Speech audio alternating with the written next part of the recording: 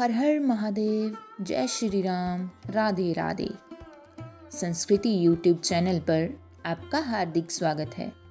अगर आपको हमारी वीडियोस अच्छी लगती हैं तो हमारे चैनल को सब्सक्राइब करना ना भूलें और हमारी यूट्यूब फैमिली का हिस्सा ज़रूर बने।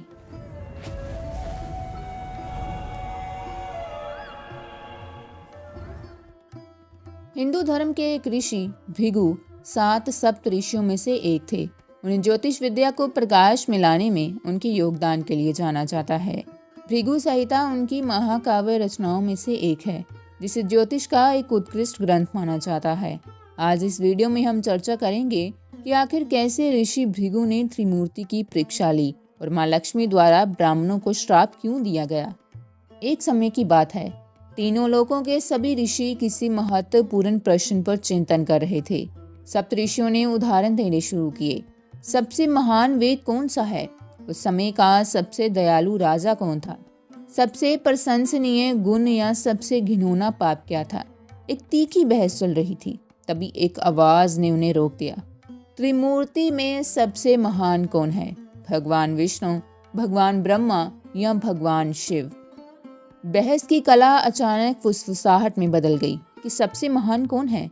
सृष्टिकर्ता, सहारक या पालनकर्ता?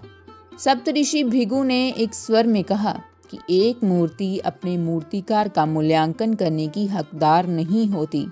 देवता मूल्यांकन से परे हैं। ऋषि भृगु ने पूछा, क्या वे हैं?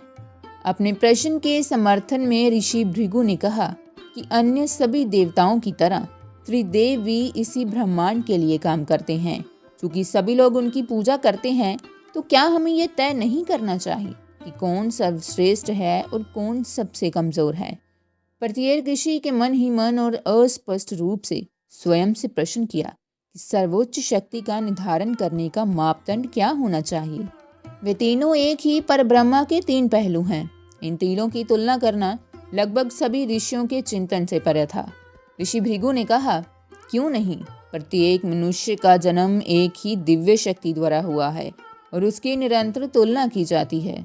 उन्होंने आगे कहा कि जब हम ब्रह्मदेव द्वारा वेदों का वर्गीकरण कर रहे हैं, तो हम उनका श्रेणीकरण क्यों नहीं कर सकते? बहस में उपस्थित एक ऋषि ने कहा कि चूंकि प्रश्न ऋषि भृगु ने उठाया है, इसलिए उन्हें ही इसका उत्तर खोजना चाहिए। तीनों सर्वोच्च शक्तियों की परीक्षा लें और हमें अपने निष्कर्म बताएं। ऋषि ने पहले ब्रह्मलोक का दौरा किया और जानबूझकर ब्रह्मा जी को प्रणाम नहीं किया। उन्होंने ना तो हाथ जोड़े और ना ही अभिवादन किया। सृष्टिकर्ता ब्रह्मा क्रोधित हो गई और उन्हें श्राप देने की चेतावनी दी।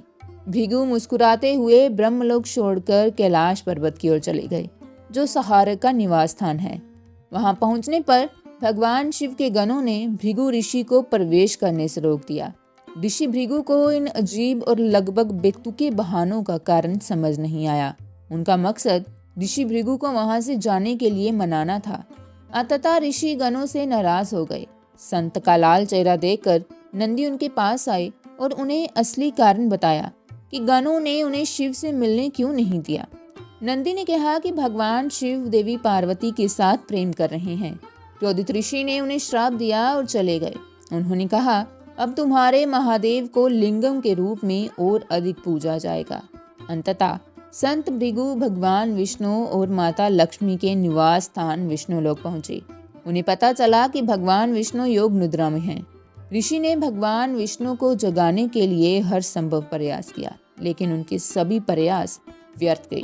भृगु फिर क्रोधित हो गए और उन्होंने भगवान के सीने पर लात मारी। ऋषि भृगु ने कहा, जब संसार इतनी पीड़ा में है, तब आप कैसे सो सकते हैं? माता लक्ष्मी ने तेवर चढ़ाए और शेषनाग ने क्रोध प्रकट किया।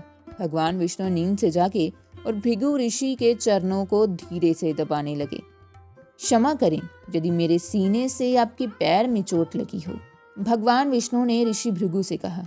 संत भृगु झिझकते हुए बोले, नहीं नारायण, बिल्कुल नहीं। भगवान विष्णु ने आगे कहा कि आपने मेरी आंखें खोल दी हैं और मुझे इस सत्य से अवगत कराने के लिए धन्यवाद कि एक संरक्षक को अधिक नहीं सोना चाहिए। भगवान विष्णु ने कहा कि अब आपके पद चिन्ह मेरे सीने पर श्रीवत्स नामक एक खोखले निशान के रूप में रहेंगे। संत भृगु अवाक रह गए। उन्होंने तीखे स्वर में कहा, मैं नहीं भगवान विष्णु। सभी ऋषि विष्णु भगवान के वचन का उत्तर जानने के लिए उत्सुक थे। एक ऋषि ने कहा, हे भगवान, आपने मेरी आंखें खोल दी हैं। और जिस ऋषि ने कभी भगवान विष्णु को श्राप दिया था, अब वह उन्हें आशीर्वाद दे रहे हैं। ऋषि ने सिर हिलाकर कहा, मैं आशीर्वाद के योग्य नहीं हूँ। भगवान विष्णु ने कहा कि त्रिमूर्ति समान है और ब्रह्मांड के 3 पहलू हैं। हम संपूर्ण ब्रह्मांड के 3 पहलू हैं। हमारे भक्त ही हम में से किसी एक की पूजा करते हैं और उस देवता को दूसरे से श्रेष्ठ माना जाता है। दुर्भाग्यवश ये हमें विभाजित करता है और उनके लिए लाभ से अधिक हानि का कारण बनता है। भृगु ऋषि ने इस रक्षक की बात समझने की कोशिश तक नहीं की। देवी लक्ष्मी ने क्रोध से ऋषि भृगु की ओर फिर घूरते हुए कहा, इसने एक बार राक्षसों को शरण दी थी और अब त्रिदेवों को नीचा दिखाने पर तुला है। भृगु क्रोधित हो उठे क्योंकि देवी भी बहुत क्रोधित थी। उन्होंने कहा, तुम्हारी हिम्मत कैसे हुई विष्णु भगवान को लात मारने की? तुम्हारी हिम्मत कैसे हुई त्रिदेवों की तुलना करने या उन्हें पद कर्म देने की? तुमने पाप किया है और ना केवल तुम बल्कि तुम्हारा पूरा समुदाय अब इसकी कीमत चुकाएगा। अब से मैं ब्राह्मणों के घर में कभी नहीं जाऊंगी और वे हमेशा गरीब ही रहेंगे। यही कारण है कि ब्राह्मणों को सामान्यतः संपत्ति और वैभव स्थायी रूप से प्राप्त नहीं होता। दोस्तों, आज की हमारी ये कथा यहीं समाप्त होती है। मिलते हैं अगली वीडियो में, तब तक के लिए धन्यवाद।